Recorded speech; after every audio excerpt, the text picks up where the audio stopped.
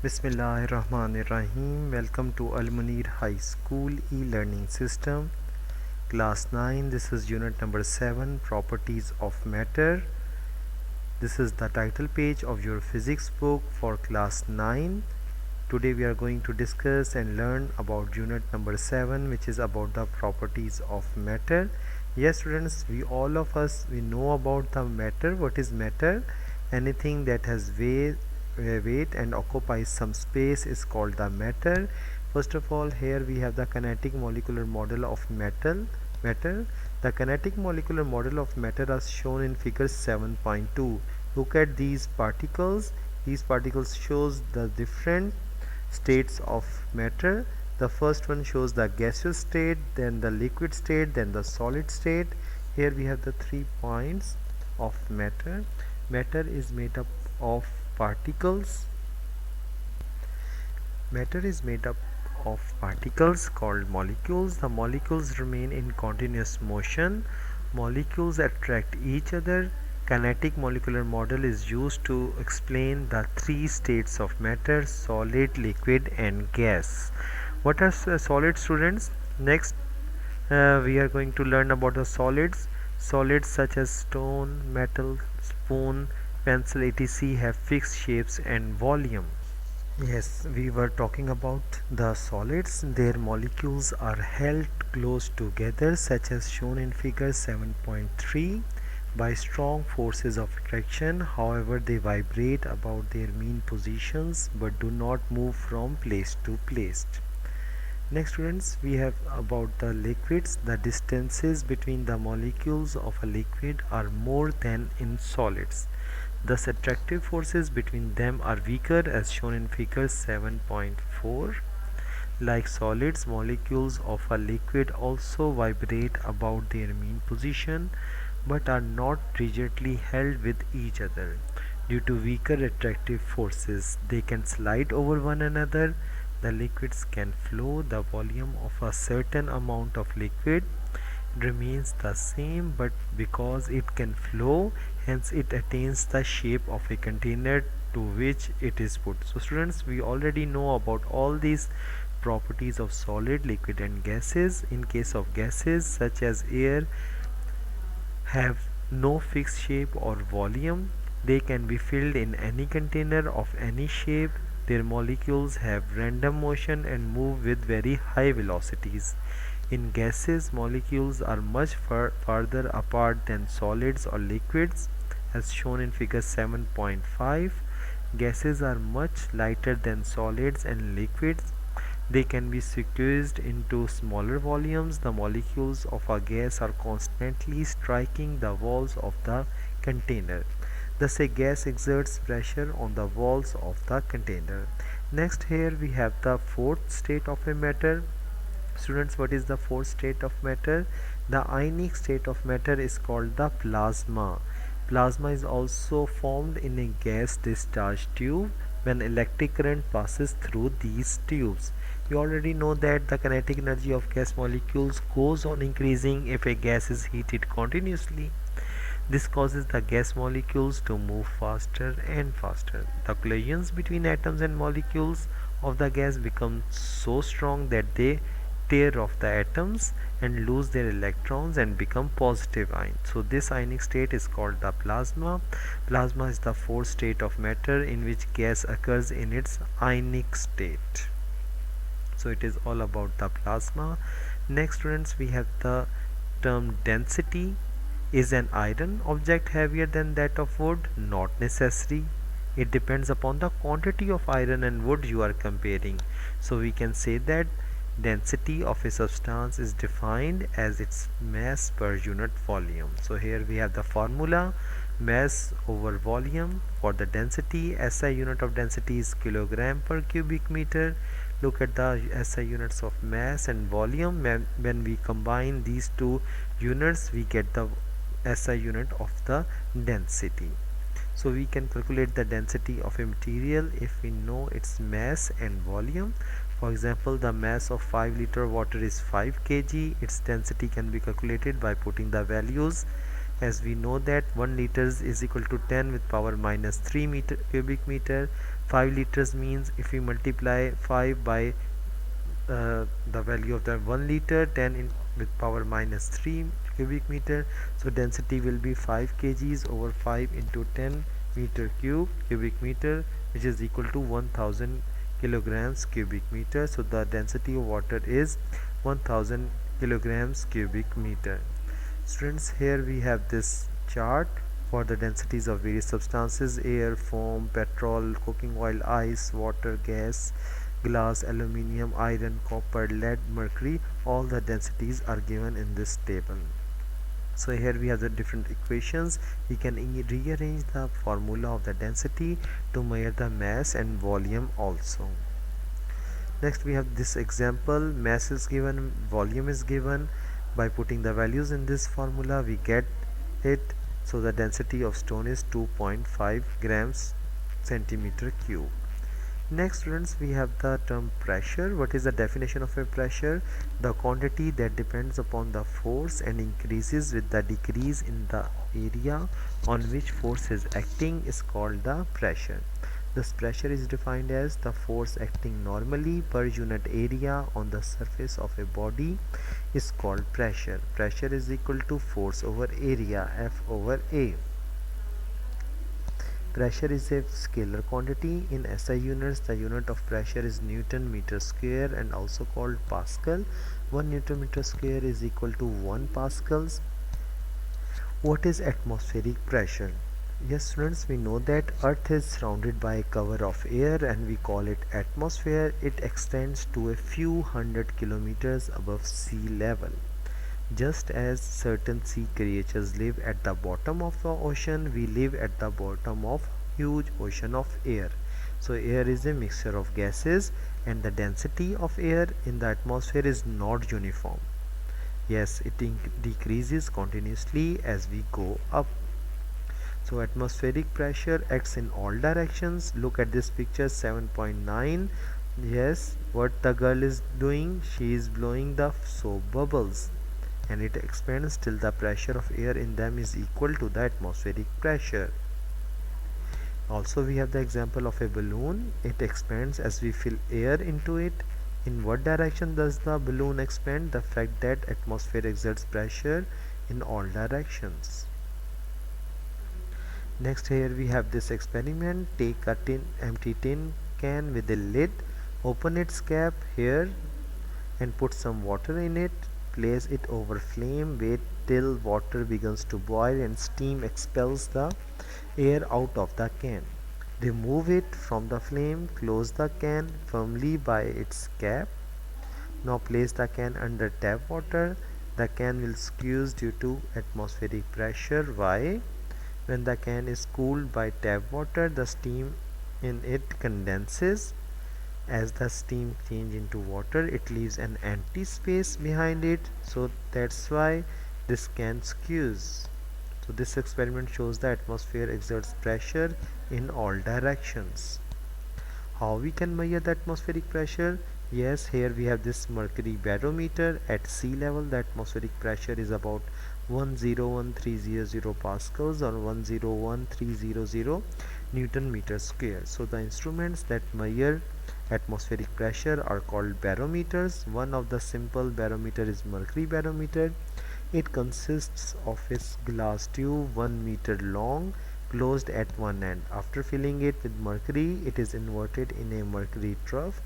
Mercury in the tube descends and stops at a certain height. The column of mercury held in the tube exerts pressure at its base.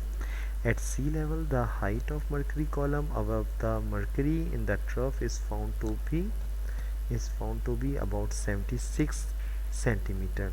Pressure exerted by 76 centimeter of mercury column is nearly 101,300 Newton meter square, which is equal to atmospheric pressure. Now why we use mercury instead of the water? Because mercury is 13.6 times denser than water. Atmospheric pressure can hold vertical column of water about 13.6 times the height of mercury column at a place. So at sea level, vertical height of water column would be 0.76 meters into 13.6, which is 10.34 meters. So a glass tube more than 10 meters long is required to make a water barometer. What are the variations in atmospheric pressure? Yes, atmospheric pressure decreases as we go up. The atmospheric pressure on mountains is lower than at sea level. At a height of about 30 kilometers, the atmospheric pressure becomes only 7 millimeter of mercury, which is approximately 1000 pascals. It would become zero at altitude where there is no air. Thus we can determine the altitude of a place by knowing the atmospheric pressure at that time. Atmospheric pressure may also indicate a change in the weather. On a hot day, air above the earth becomes hot and expands. This causes a fall of atmospheric pressure in that region. On the other hand, during cold, chilly nights, air above the earth cools down. This causes an increase in atmospheric pressure. So, because of low atmospheric pressure, there are different change in the weather, and because of increasing atmospheric pressure, it exerts a different type of weather change in our environment. For example, a gradual and average drop in atmospheric pressure means a low pressure in neighboring locality. If the minor but rapid fall in atmospheric pressure, it indicates a windy and showery condition in the nearby region. A decrease in atmospheric pressure is accompanied by breeze and rain, whereas a sudden fall in atmospheric pressure often followed by a storm, rain and typhoon to occur in few hours. So students, next we have the pressure in liquids. Yes, liquids exerts pressure.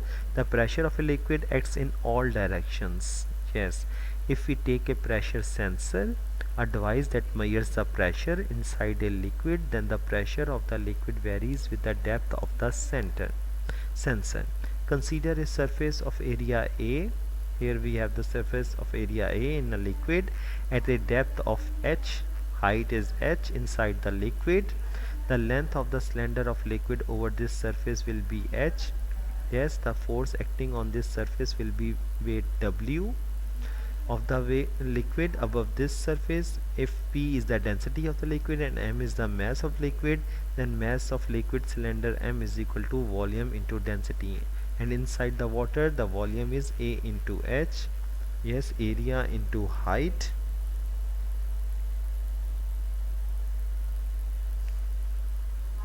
Next, now look at our next calculations, where we know that force acting on area A, F is equal to W is equal to mg. So here we have the value of m, which is AHPG, which shows the area, height and density. Yes, we can write this all these things instead of F. So liquid pressure at depth h is equal to density into gravity into height. So equation 7.3 gives the pressure at a depth h in a liquid of density p. It shows that its pressure in a liquid increases with the depth. So students, here do you know how we fill the injection? The piston of the syringe is pulled out. This lowers the pressure in the cylinder. The liquid from the bottle enters into the piston through the needle.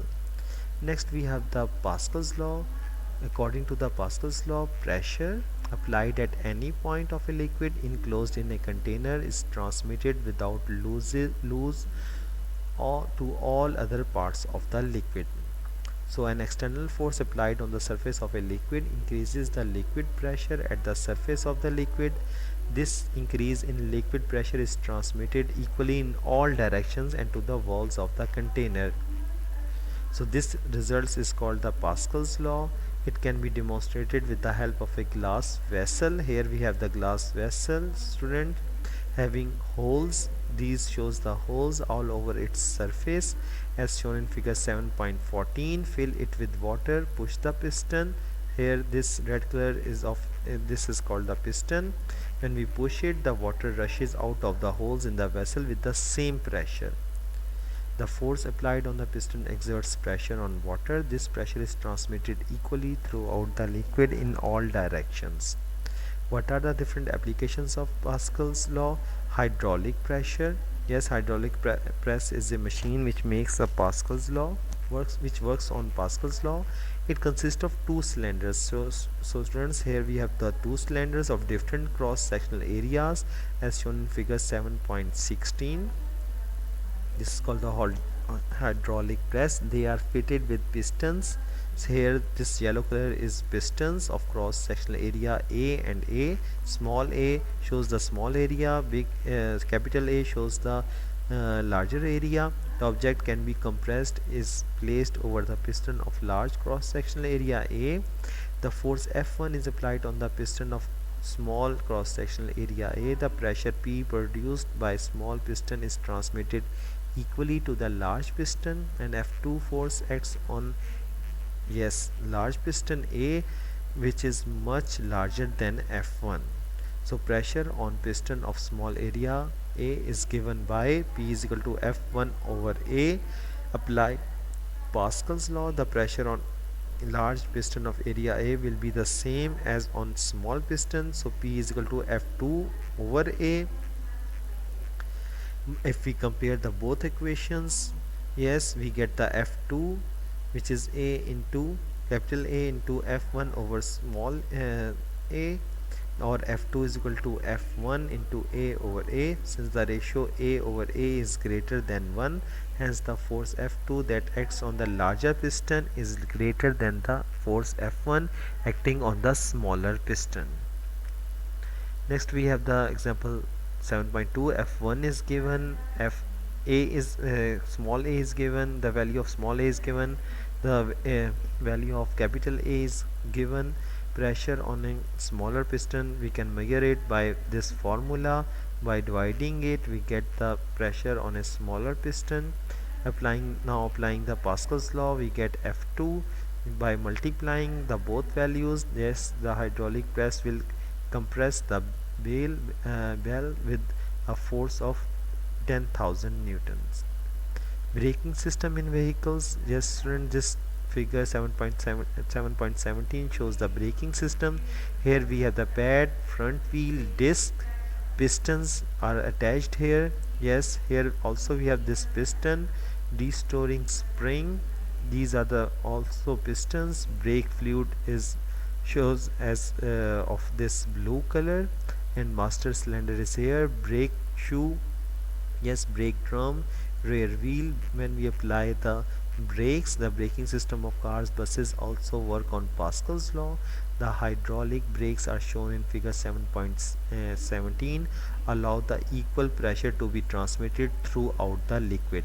When brake pedal is pushed, it exerts a pressure on the master cylinder. Here we have the master cylinder, which increases the liquid pressure in it. The liquid pressure is transmitted equally through the liquid in the metal pipes to all the pistons of other cylinders. Due to the increase in liquid pressure, the pistons in the cylinders move outward, pressing the brake pads. With the brake drums, the force of friction between the brake pads and the brake drums stops the wheels. What is Archimedes' principle? An air-filled balloon immediately shoots up to the surface when released underwater. The same would happen if a piece of wood is released underwater. We might have noticed that a mug filled with water feels light underwater but feels heavy as soon as we take it out of the water. More than 2000 years ago, the Greek scientist Archimedes noticed that there is an upward force which acts on an object kept inside a liquid. As a result, an apparent loss of weight is observed in the object. This upward force acting on the object is called the upthrust of the liquid. So according to the Archimedes principle, when an object is totally or partially immersed in a liquid, an upthrust acts on it equal to the weight of the liquid it displaces. So here we have this cylinder. Consider a solid cylinder of cross sectional area A. This is the area of a cylinder, and the height, this shows the different height, h1, h2 and h.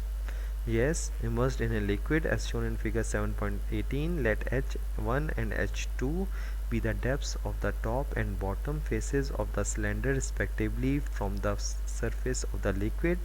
H2 minus H1 is equal to H. If P1 and P2 are the liquid pressures at depth H1 and H2 respectively, so its density, then according to the equation, its density will be, if P1 shows the density value of G and height, P2 also shows this with H2. Let the force is exerted at the cylinder top by the liquid due to pressure P, and the force F2 is exerted at the bottom of the cylinder by the liquid due to P2. So here we can find out the forces F1 and F2, which is equal to P1, P2 and capital A, and these values are equal to the density, gravity and height. So F1 and F2 are acting on the opposite faces of the cylinder, therefore the net force F will be F2 minus F1 in the direction of F2. So this net force F on the cylinder is called the upthrust of the liquid. So we can calculate it. F2 minus F1, we can subtract all the two values of F1 and F2 just by taking the common of density, gravity and the value of A. H2 minus H1, yes, so of thrust of liquid will be density, gravity, area and height, where here AH is the volume V of the cylinder and is equal to the volume of the liquid displaced by the cylinder. Do you know, here we have hydrometer in a glass tube with a scale marked on its stem and heavy weight in the bottom. Yes, it is partially immersed in the liquid, the density of which is to be measured. One type of hydrometer is used to measure the concentration of acid in a battery. It is called acid meter. In this example, the value of length is given, volume is given, density is given, upthrust of water. We have to calculate it by multiplying all these values. We get the answer, which is 10 newtons. What is the density of an object? Archimedes' principle is also helpful.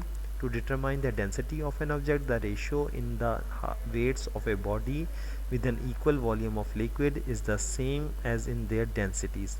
Density of the object, yes, density of the liquid, weight of the object, weight of equal volume of liquid, yes, which is W1 minus W2 is equal to W. Here W2 is the weight of the solid in liquid. According to Archimedes' principle, W2 is less than its actual weight W by an amount W. So we can calculate it and find out the density of the object D, thus finding the weight of the solid in air W and its weight in water W2. We can calculate the density of the solid by using the equation 7.7, which is weight 1 over weight 2 minus weight 1 into density. Here students, next we have the example.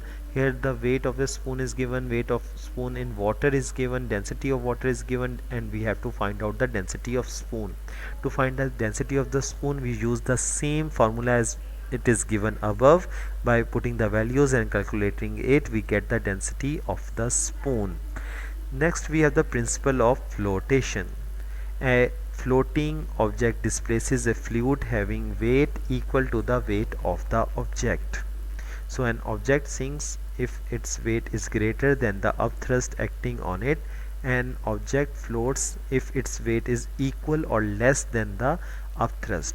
When a object floats in a fluid, the upthrust acting on it is equal to the weight of the object. So in case of floating object, the object may be partially immersed. The upthrust is always equal to the weight of the fluid displaced by the object. This is the principle of flotation. Archimedes' principle is applicable on liquids as well as on gases. Next we have example 7.5. Weight of balloon is given, volume of hydrogen is given, density of hydrogen is given. We have to find out the weight of hydrogen. Density of air is given. We have to find out the weight of the contents. So upthrust will be F is equal to weight of air displaced. By calculating it, yes, we find the value in newtons. Next we have to find out the weight of the hydrogen. To find the weight of the hydrogen, here we have this formula. We will rearrange it to find the weight of the hydrogen. By calculating it, we get 9 newtons. So total weight lifted will be, if we add all these things, W1, W2, all the weights to lift the contents, the total weight of the balloon should not exceed F, the force.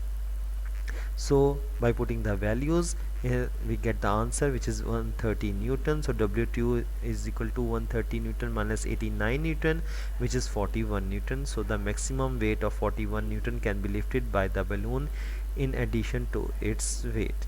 Next students, ships and submarines. Yes, a wooden block floats on a water. It is because the weight of an equal volume of water is greater than the weight of the block. According to the principle of flotation, a body floats if it displaces water equal to the weight of the body.